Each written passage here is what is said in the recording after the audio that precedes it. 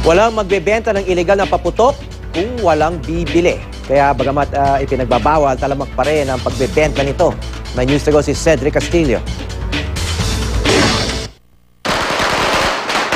Iisa ang paboritong hating gabi ng maraming Pilipino, ang pagpapalit ng taon. Pagsapit ng alas 12, pare-pareho na yan ang drill. Sindi, takbo, takip, tenga. Kasunod niyan ang tunog namang sumasalubong sa bagong taon ng mga doktor. Malalakas na aray ng mga pasyenteng naputukan. Ang mga ganitong tagpo kadalasang nagsisimula sa pagbili ng mga ipinagbabawal at delikadong paputok.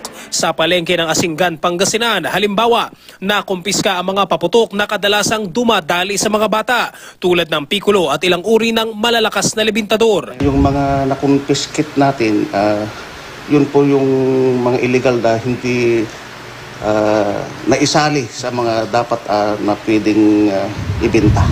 May ilan namang iba ang diskarte. Para hindi na raw sila bumili ng paputok, gagamit na lang ng PVC pipes o lata, mag-spray ng acetone, magsisindi, tapos meron ng boga. Pero bawal pa rin ito dahil ang boga pwedeng makalason, makabulag at maging sanhi pa ng sunog. Panglima nga ito sa sanhi ng firecracker-related injury noong nakaraang taon. Of course, ang pinakatakunan natin is pwedeng ikamatay. Second is yung ma-amputate. Third is yung mga eye injuries. And then of course, yung iba is mga injuries sa mga extremities. Hindi lang naman mga bagets ang pasaway. Ika nga, walang mabibiling iligal na paputok kung wala namang magbebenta. Sa Bukawi, Bulacan, na kilalang fireworks capital of the Philippines, may mga aminadong patago pa rin nagbebenta ng plapla at super lolo.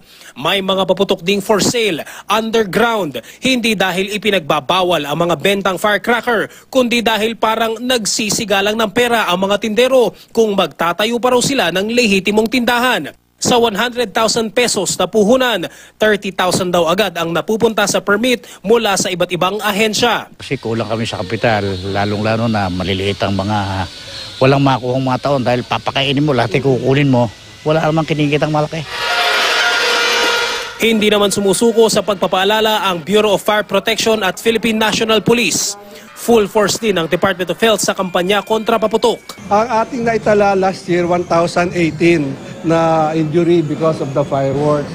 And we hope that we will be able to lessen that this year, if not at all, mag-zero.